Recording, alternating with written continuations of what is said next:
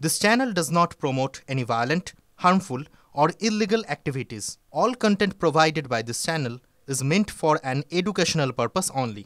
Top quality और consistent performance के लिए सिर्फ सिल्वर पंप्स नाम याद रखना। পুলিশ মন্ত্রী হিসেবে মমতা বন্দ্যোপাধ্যায় ফেল করেছেন, মুর্শিদাবাদ ইস্যুতে মন্তব্য মীনাক্ষী মুখোপাধ্যায়ের।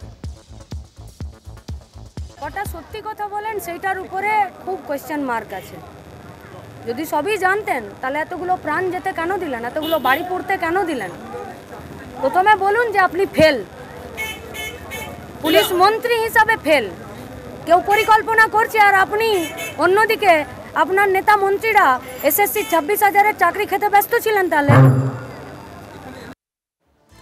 এদিকে পুলিশি অত্যাচারের অভিযোগ তুলে হাইকোর্টে জাফরাবাদের নিহতদের পরিবার। শুনানিতে উপস্থিত থাকতে হাইকোর্টে রওনা নিহতদের পরিবারে। সল্টলেকের সেফ হাউসেও পুলিশি হানা, দরজা ভেঙে ঘরে ঢোকার অভিযোগ। বিধাননগর পুলিশের অতি সক্রিয়তার অভিযোগ হাইকোর্টের দ্বারস্থ হয় পরিবার। গতকালই মামলার অনুমতি দেন বিচারপতি তীর্থঙ্কর ঘোষ।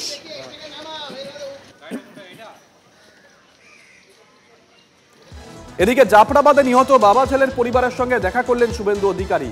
রাজনৈতিক নয়, ধর্মীয় কারণে খুন, সরকারের আর্থিক সহায়তা গ্রহণ করেনি নিহতের পরিবার। পরিবারের পাশে থাকার আশ্বাস শুভেন্দু অধিকারী। রাজনৈতিক কারণে নয়, হিন্দু হওয়ার জন্যই এর বাবাকে এবং দাদাকে খুন করেছে।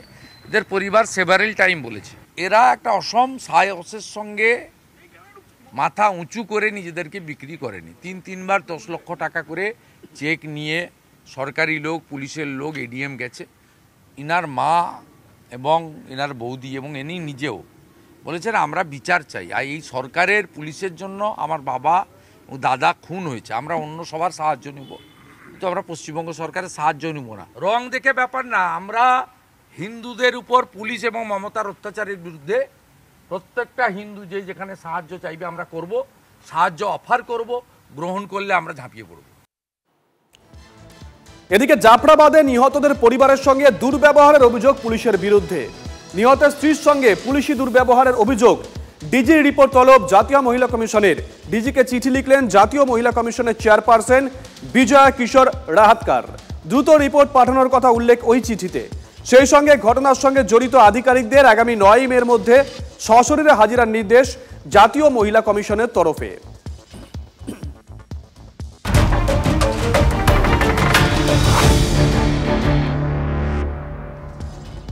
আরো একটা বড় খবরের দিকে নজর রাখতে হচ্ছে। ভারতে এসে 2 বার ভোট দিয়েছে পাসপোর্ট জালিয়াতি চক্রের মাথা পাক নাগরিক আজাদ মল্লিক। বড় খবর, উদ্বেগের খবর। ভারতে এসে 2 বার ভোট দিয়েছে পাসপোর্ট জালিয়াতি চক্রের মাথা পাক নাগরিক আজাদ মল্লিক। 2021 বিধানসভা ও 2024 লোকসভা নির্বাচনে ভোট দিয়েছে আজাদ। আর কি জানা যাচ্ছে এই আজাদ সম্পর্কে, সুজয়? দেখো, আজাদ মল্লিক সে আদতে পাকিস্তানের নাগরিক। পাকিস্তানে যার নাম আজাদ হোসেন, আমাদের ভারতে তার নাম আজাদ মল্লিক। এই আজাদ মল্লিক 2021-এ উত্তর দমদম বিধানসভা কেন্দ্র থেকে ভোট দিয়েছে এবং 2024-এ দমদম লোকসভা কেন্দ্র থেকে ভোট দিয়েছে। অর্থাৎ একজন পাকিস্তানি নাগরিক, সে বৈধ ভারতীয় নাগরিকত্বের যে পরিচয়পত্র, ভোটার কার্ড, সেই কার্ড দিয়ে সে ভারতীয় গণতান্ত্রিক ব্যবস্থায় সেখানে অংশ নিয়েছে। এই বিস্ফোরক তথ্য ইডি জানতে পেরেছে। ইডি কিভাবে জানলো? তার কারণ ইডি পাসপোর্ট জালিয়াতি মামলা তদন্ত করছে। সেই মামলায় আজাদকে জেরা করেছে, গ্রেফতার করে তারা এই তথ্য জানতে পেরেছে। এবং তারা জানতে পেরেছে যে 2020 সালের পরবর্তীতে, অর্থাৎ কোভিডের প্রথম ওয়েভের পর আজাদ একজন ভারতীয় মহিলাকে বিয়ে করে। বিয়ে করার পর তার এবং তার শ্বশুর বাড়ির পরিচয়কে ব্যবহার করেছে, আজাদ মল্লিক নামে ভোটার কার্ড ব্যবহার করে এবং সে দাবি করেছে যে হিন্দু শাস্ত্র মতে সে মন্দিরে গিয়ে বিয়ে করেছে। এই ভোটার কার্ড করার পরেই কিন্তু তার এই ভোট দেওয়া এবং ভারতীয় গণতান্ত্রিক ব্যবস্থায় তার এই অংশ নেওয়া। এবং শুধু তাই নয়, গোয়েন্দারা বলছেন, ইডির যেটা জানাচ্ছে যে এই আজাদ একজন গুপ্তচর, পাক গুপ্তচর হতে পারে, সেই সম্ভাবনায় জোরালো হচ্ছে। কেন জোরালো হচ্ছে? ইডি সূত্রে জানা যাচ্ছে তাকে যখন জেরা করা হচ্ছে সে একাধিক তথ্য ক্ষেত্রে সে সহযোগিতা করছে না, সে লুকিয়ে রাখার চেষ্টা করছে। তার সেই এক্সপার্টাইজ, তার সেই ট্রেনিং রয়েছে যেটা সাধারণত গুপ্তচরদের থাকে, যেটা সাধারণত এজেন্টদের থাকে। সেক্ষেত্রে কি আজাদ কোনোভাবে আইএসআই এজেন্ট? এই সম্ভাবনা উড়িয়ে দিচ্ছে না কিন্তু এনআইএও, যে কারণে তারা ইতিমধ্যে 2 দফা আজাদকে জেরা করেছে।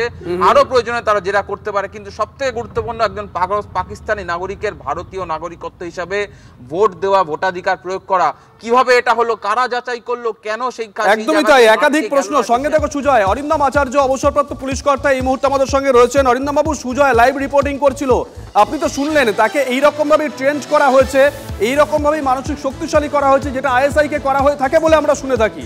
অরিন্দম বাবু, দেখুন, দীর্ঘদিন ধরে আপনাদের চ্যানেলেও আমি বলে আসছি, অনেকেই বলছে যে বিনা রক্তপাতে অনুপ্রবেশের মাধ্যমে ভারত দখল করার যে চক্রান্ত, তার মধ্যে পশ্চিমবঙ্গ এবং কেরালা হচ্ছে এখন আলোচনার বিষয়বস্তু। আজকে আপনারা জানতে পারছেন বিভিন্ন জায়গায় ইডি বা আজকে এনআইএ, আপনারা যে এনআইএ আজকে বিভৎস মানে সমস্ত তথ্য বের করছে, সেই এনআইএ কিন্তু বিভিন্ন তদন্ত ওয়েস্ট বেঙ্গলেও করেছে। আজকে আপনারা আজাদের কথা বলছেন, আপনি আমাকে বলুন তো, মুর্শিদাবাদের জনৈক ব্যক্তি একজন পঞ্চায়েতের রেকমেন্ডেশনে ওখানে থাকা শুরু করলো, আবার দেখলাম পেপারে সে ওখানে আবার ভোটে কন্টেস্টও করলো, আবার পঞ্চায়েতে কি হয়ে যাচ্ছে, এগুলো কি করে হচ্ছে? Who is responsible for this? আজকে যে পাসপোর্ট তো এভাবে হয় না, পাসপোর্টে কতগুলো নিয়ম রয়েছে, সেই নিয়মে হচ্ছে কি যে ডিআইও থাকে, তাকে মেটিকুলাসলি তদন্ত করতে, ইনকোয়ারি করতে হয়। আপনারা এই যে গা বাঁচতে মানে গ্রাম উজাড় হয়ে যাবে। দীর্ঘদিন ধরে আপনারা বলছেন, আপনাদেরকে অসংখ্য ধন্যবাদ জানাই, অন্যান্য টিভি চ্যানেলকে জানাই যে আপনারা দেশের জন্য জাতীয়তা বোধ জাগাবার জন্য, সতর্ক করার জন্য অনেক কিছু করছেন, কিন্তু এর জন্য who is the responsible for this? পুলিশের মধ্যে আজকে যে আমরা এটা প্রমাণ পেয়ে যাচ্ছি যে আজকে তাদের মধ্যে, আপনি এই যে একটা কথা বললো, তাকে ইন্টারোগেশন ও কি বলে দেবে যে হ্যাঁ আমি হচ্ছে আইএসআই চর, কি আমি লস্করি তৈবারের চর? কখনো বলে না। এটা হচ্ছে গিয়ে ইন্টারোগেশনের যে প্রসিডিউর আছে, সিস্টেম আছে, সেগুলো হচ্ছে গিয়ে তারা খুব ভালোভাবে জানে, এবং সেটা কি করে বের করতে হয়, এই যে শেকড়টা কি করে বের করতে হয় সেটাও ভালোভাবে জানে। আপনি দীর্ঘদিন ধরে বলছেন যে চতুর্দিকে যেভাবে জড়িয়ে আছে বহু ধরা পড়ছে, আপনি বলুন তাদের ধরা হচ্ছে, কিন্তু যারা পাসপোর্ট করছে, যারা নাকি আজকে ওখানে শেল্টার নিচ্ছে, যারা বিয়ে করছে, যারা থাকছে, যারা ইনস্টিগেট করছে, তাদের কজন অ্যারেস্ট করা হচ্ছে? আজকে আমাদের তো জন্য, আমি আপনাকে শেষ করছি সুযোগ, মনে কিছু করবেন না। দেখুন, আনকন্ডিশনাল লাভ হয়, কিন্তু আনকন্ডিশনাল না অহিংসা হয় না। আমার দেশ যখন নাকি আজকে আক্রান্ত হচ্ছে, আমার মাতৃভূমি যখন আক্রান্ত হচ্ছে, তখন এই অহিংসা বেড়েছিস কলসির কানা, তাই বলে প্রেম দেবো না, ভোটে জিতে আজকে রাজ্য পরিচালনা করা, অন্যান্য স্টেটেও দেখুন, কেরালাতেও দেখুন আপনি। অতএব এই ক্ষেত্রে আমার মনে হচ্ছে গত 15-16 ফেব্রুয়ারি মিস্টার অজিত কথাগুলো, সেটা কিন্তু ঠিক বুঝতে পেরেছি। অসংখ্য ধন্যবাদ অরিন্দম বাবু, অসংখ্য ধন্যবাদ, সময় একদম সীমিত, অসংখ্য ধন্যবাদ।